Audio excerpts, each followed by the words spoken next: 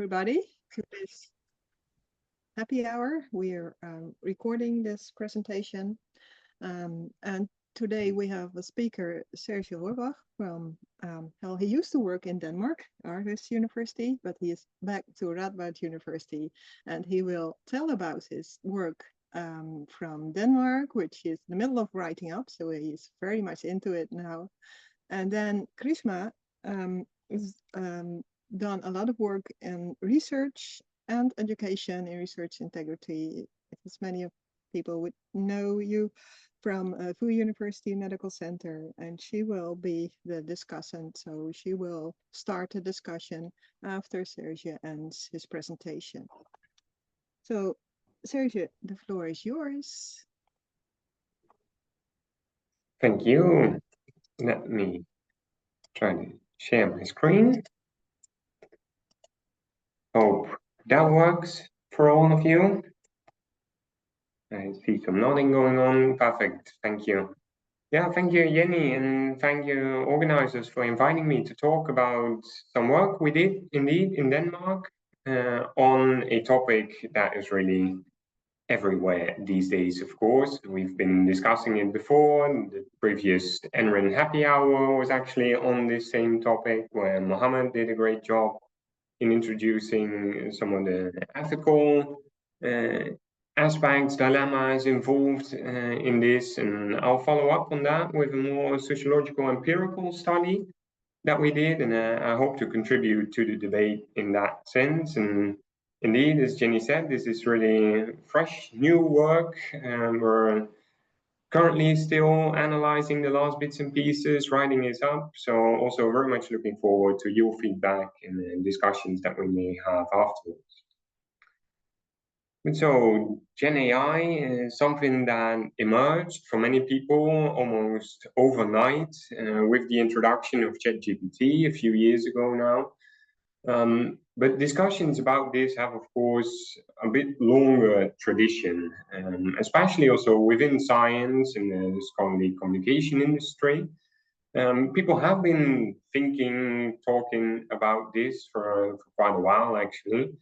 And initial discussions about this were actually fairly techno-optimistic, I might say. Even the kind of pictures that you would get with these articles convey this sense of harmony and things getting smarter and better, etc. And as mentioned, some of the publishers have actually for several years already incorporated some of these Gen or just AI tools as a core part of their business models. Though then with the introduction of ChatGPT, something really changed also in the discourse around these kinds of topics. After that, with all kinds of exceptions, of course, but the main tendency and sentiment within most of the articles seem to be like this, about the ethical challenges involved, about researchers disapproving about the use of these tools for certain tasks, being fooled by these tools, the paper mills, research, waste, disinformation, etc. kinds of topics. And that all combined into the current discussions that we have. But if we zoom out a bit of GenAI and look at technologies and new technologies being introduced more broadly, scholars tend to spot three stereotypical main reactions that people might have to such vastly new technologies, which is either this, well, this is going to change life for the better, let's embrace it, this is going to make our lives more easy, more efficient, better in whatever way, time for party. Then there's the opposite reaction of people saying, yes, this is indeed going to change life, but certainly not for the better.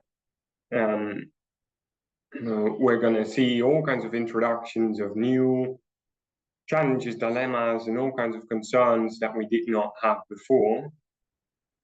What is the third response to these kinds of technologies, saying that, well, this might look very new, very fancy, but in fact, really, there's nothing fundamentally new under the sun. we'll keep doing whatever it was we did in more or less the same way as we used to do. And I'm pretty sure you all know some people around you, colleagues, friends, whatever, that have these kinds of more stereotypical responses to also GenAI, and there's something to say for all of them. There's all kinds of potential benefits, concerns, risks being introduced by these tools. There's also reason to say that, well, some of it might not be as new as some people claim. I won't go too much into detail into what's on this slide here. Mohammed again did a very good job, I think, in the last NRIN Happy Hour. So I hope some of you were there. If not, please do watch the recordings. He talked a lot and very nicely about these kinds of issues. And I really want to add to that this perspective of how people, researchers, are currently actually using these kinds of tools. What kind of implications does that have also for regulating these kinds of issues? And how does that help us to move forward from here? So I'll do that based on a study that we did, as Jenny mentioned, indeed, when I was still in Aarhus, just a few months ago, where we did this study together with colleagues at the Danish Center for Studies in Research and Research Policy. We did a survey among all research staff of Danish universities, 8 universities in total, where we gathered responses of about 2,500 people. And we asked them very specifically about their use of generative AI tools, being fairly broad in what kind of tools that may encompass. And we did that based on a list of 32 different tasks or use cases of these kinds of tools in the research process, really ranging from the very early stages of developing ideas for research or writing research proposals, identifying potential collaborators, etc., to the very end of the process, where you do dissemination both within the academic community or also maybe beyond that, public science communication like issues, peer review like elements of the research process, and everything in between. So data collection, analysis, you name it. And for each of these 32 use cases, we asked people about their own use. Like, do you use GenAI tools for this purpose? Do you know of direct colleagues with whom you've collaborated that use these kind of tools for this purpose? And what's your assessment of this? Do you think that using these tools for this task is either problematic research practice or actually constitutes very good, excellent research practice? And then there were some questions about demographics and people's backgrounds. And again, we're still in the midst of analyzing all of this, but I'll share some first initial results. But let's first look at this somewhat broadly. What we do here is based on, well, the 5 main research fields. We aggregate here all these 32 different use cases. And then on the left side, you see the aggregated use. So what percentage of these use cases do people admit using generative AI tools for? And what you see here is that that is, for most people, actually a fairly small amount. So especially in the humanities, a bit more than half of people use it for hardly any of these 32 use cases. We see a bit more diverse use, at least, so more different use cases being used or being supported by GenAI tools in the technical and the medical sciences. But generally, usage still seems to be somewhat limited. On the right-hand side, we see the same, the aggregated overall 32 use cases, but then the ethical assessment of this. So does this either constitute very problematic research practice, scores 1, or excellent research practices, scores 7. Then we see then on the whole, people actually seem to be fairly okay between neutral and good research practice for all these, for the average of the 32 use cases. So this, up until now, limited use of GenAI tools does not seem to be the result of people having very strong moral objections or so against that, at least not for the majority of the use cases. And there's probably all kinds of other reasons why people are not yet maybe using these tools. When we then correlate this use and people's assessment of whether that's good research practice or not, we see, as you might expect, that there's quite a neat and strong correlation between this. So people who admit to use these tools for more different use cases are also more likely to think that that is actually good research practice. But interestingly, we think in this initial segment of the people that don't or hardly use these tools yet, there's really a big diversity in how people assess these kinds of topics. With people thinking really across the board that that is excellent research, and people having the very opposite opinion, thinking that that is just, in general, very poor research practice. And this might seem the vast majority, again, of people is within this segment, and this might have, we think, important consequences for how we want to regulate these kinds of topics. Okay, let's look a bit more deeply and specifically into some of these specific use cases. Here, I won't go through all of them, but these are some of the use cases related to the initial phase of the research process, so the research planning phase. And here on the left, we see people's own use for 7 different use cases. And in green, saying I use these tools for this purpose. In red, I don't use them. And on the right, we see their direct colleagues' use of these use cases. Again, in green, they use it. In red, they don't.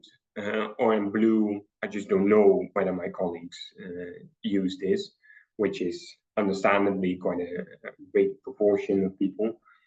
What we see here again is, in general, people say that they, or hardly any people say that they use this, ranging between 10, 20, 30 maybe percent. But there are also already now, and this survey was conducted in February this year, so that's just a bit more than a year after the introduction of ChatGPT, there are use cases, including the refining or editing language of research proposals, where already about half, or even in some fields a little bit more than half, of all people admit to using tools for this purpose. So within a bit more than a year after ChatGPT's introduction, this has, in some bits and pieces of science, already become the norm and the majority of people using these tools for these purposes. So we think that is somewhat surprising that it happened so quickly, and it probably means that at least for some of the other use cases will likely see same trends perhaps a bit later. Same here for the later stages of the research process, so the research dissemination and evaluation, peer review-like use cases. And well, apologies, some of the text has faded here, but what we see again for most use cases, fairly limited use, though again for some already widespread use. And let me highlight for later purposes, and we'll come back to this in the presentation later, these 2 use cases related to the peer review process. And the top one in this shaded box here, using GenAI tools to actually write your report or refine your review report. And the bottom one, using these tools to identify strengths and weaknesses within manuscripts under review. And there we see that these are actually the kinds of use cases that people least admit to use GenAI tools for. And this is really, well, as you see, even less than 10% in most fields.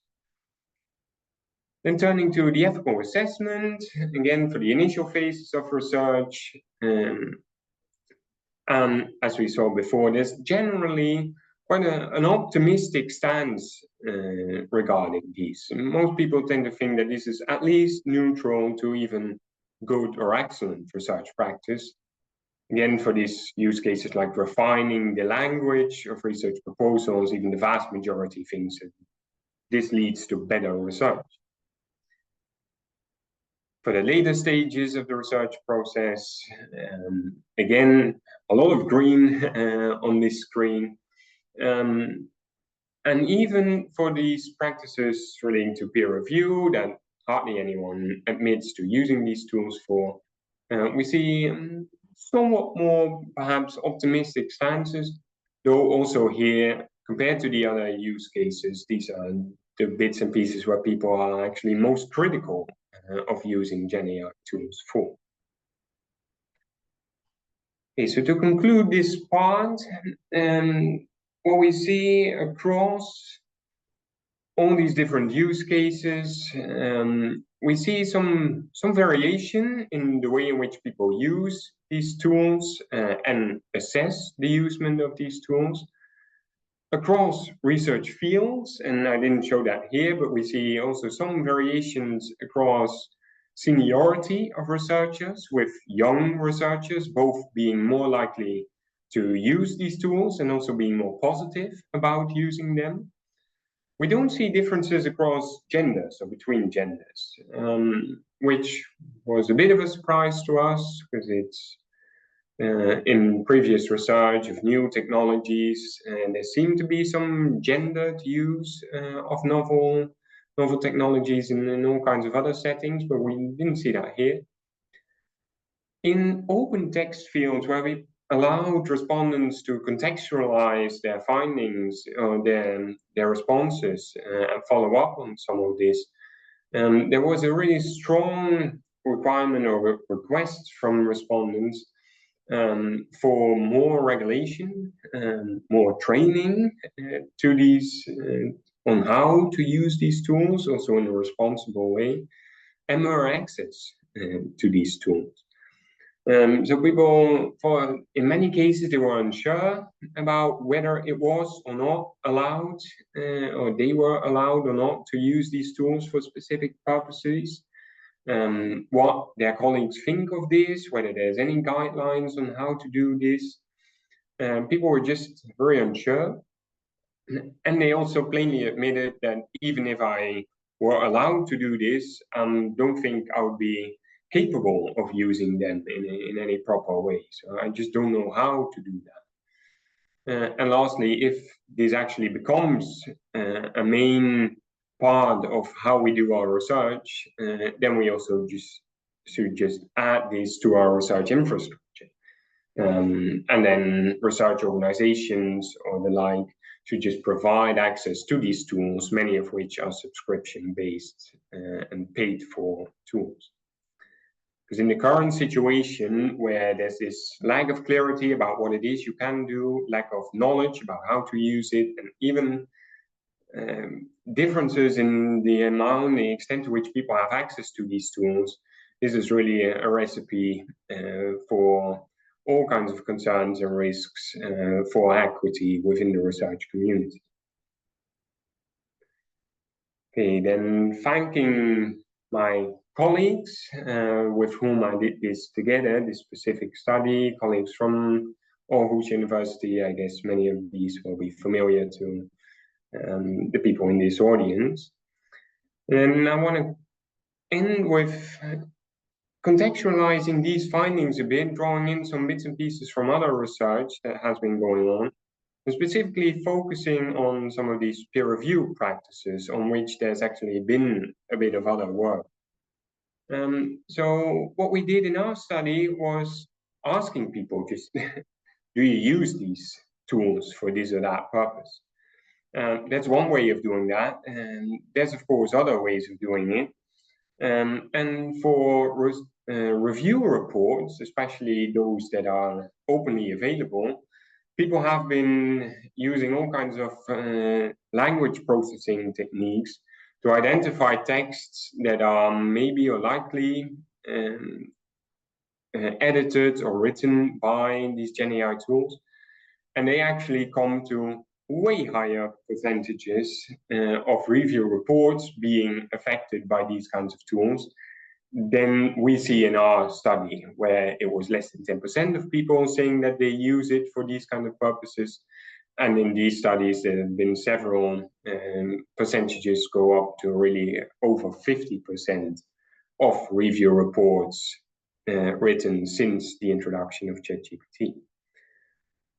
And that might or might not have something to do with that, well, guidelines, rules, and regulation are generally lacking hitherto for GenAI tools.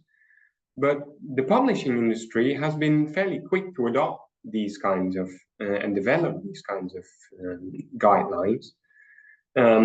Almost all journals, publishers have them by now, and I'll just take one of them. There's some variation between them, but generally they tend to agree. Here, take the one that Elsevier uses, which actually very explicitly says reviewers should not upload a submitted manuscript or any part of it to any generative AI tool because of all kinds of reasons, bias, confidentiality issues, you name it. And actually, that also extends to peer review reports. So you, on top of not being allowed to upload a manuscript, you also cannot upload your notes or preliminary versions of your review reports to these tools, again, for the same kind of reasons. So people are actually not allowed to do any of this or use any of these tools in relation to the peer review process. So, and in fact, the same holds for editors. So we see here this interesting, I think, dual thing between written rules and regulations, formal statements about what you can and cannot do, on the one hand, that seem to be lacking in general for now, but are there for this specific task. And then the community norms and perceptions among researchers about what is good or bad practice. And here it is one of these cases where we, I think, very nicely can see which of the two informs what, and probably they both inform each other a lot. And so people might not be very willing to admit that they use these tools for purposes that are formally not allowed to use them for. There's a lot of uncertainty about what is good or bad practice in these areas, but then these rules and regulations might actually steer what we consider to be good or bad practice. Or would we want to have this the other way around? Would we actually want to have these rules and regulations being based on community norms? And then how do we shape these or govern these? That leads me to the final part of the presentation about how to regulate this and what are the implications of our findings for regulating the use of GenAI. For a start, of course, much of this is very, very difficult because detecting and monitoring the use of GenAI tools is still fundamentally difficult. Publishers in particular, but some other actors in the ecosystem are trying to develop all kinds of ways, usually GenAI tools, to detect the use of other GenAI tools. So we're seeing this really scaffolding and stacking on top of each other of different kinds of tools to detect other tools or to manipulate, well, etc. Whether that's the desired way of doing this, I think is very debatable, if only for all kinds of social justice and environmental implications of these kinds of tools. So we really probably would want to have other kinds of ways of doing this and steering the norms and perceptions of people in such a way that well, using all these kinds of detection tools might maybe not be necessary for all purposes. There are some initiatives that are trying to do this, and this is, for example, the Kangaroo project, which aims to gather all kinds of community perceptions and take this community-based approach to developing standards. And then one of the dilemmas that comes in is, of course, how general or flexible should these be? We're currently seeing all kinds of different actors developing their own standards. So publishers have some, journals have some, funders are developing them, some institutes are developing them, some overarching national or international guidelines are being developed. And this might lead to situations where people in different phases of their projects or in different contexts are allowed to do different kind of things with these kinds of tools, which leads you to the situation that you might be on one side of this red line in some context, and doing the very same thing in another context might be different, or in another field or another part of, well, when you write your funding application, it might be okay to do it this way. When you write your article based on the same project, it might not. And this leads to these kind of tensions that we've seen before in research integrity issues, and we've studied them before. This was a survey we did, I guess many of you know it, the International Research Integrity Survey a few years ago, where, well, we're used to this idea of different kinds of research integrity guidelines in different kind of contexts, which usually overlap quite a lot, but sometimes have interesting and peculiar differences. And then we asked people, like, in such cases, whose opinion are you most likely to follow? So which kind of rules are you then most likely to follow? And it doesn't really matter if you look at this on a discipline or seniority or gender or whatever level. The outcome was very clear. In these kind of conflicting contexts, people will follow the norms and standards within their scholarly community, meaning the kind of people that go to the same conference or publish in the same kinds of journals. So those kind of peers, what they think of stuff being good research is the kind of thing that you're likely to follow, compared to the kind of norms and rules that might be present within your department, within your country, or that might be imposed upon you by other organizations or professional bodies like funding agencies or the like. So having these norms and rules, regulations, if we want them to be effective, well, better have them aligned with what people consider to be good practice within different communities. And then we should, of course, acknowledge that whatever guidelines or regulations we try to impose for specifically GenAI will probably interfere with all kinds of other purposes and other kinds of issues that we've been discussing over the years. Recently wrote this paper about how this might all interfere with the whole open science movement. And there's many other aspects of science that are probably affected by these kinds of issues. So to round this off, we've seen all kinds of different responses to GenAI tools, the stereotypical ones here. And I think to move forward, probably we need a bit more sophisticated approach than any of these three stereotypical ones. And following one of our Dutch philosophers of science, Martijn Smit, who conceptualizes these kinds of new technologies as monsters and how to deal with them. What we'll probably need and hopefully see in the future is that we either somewhat incorporate these new kinds of tools within what we consider to be proper science and make the new maybe less new, or actually try to playfully engage with these kinds of tools to steer how they work and how we think about them in ways that might allow us to develop community standards and ideas of approaching.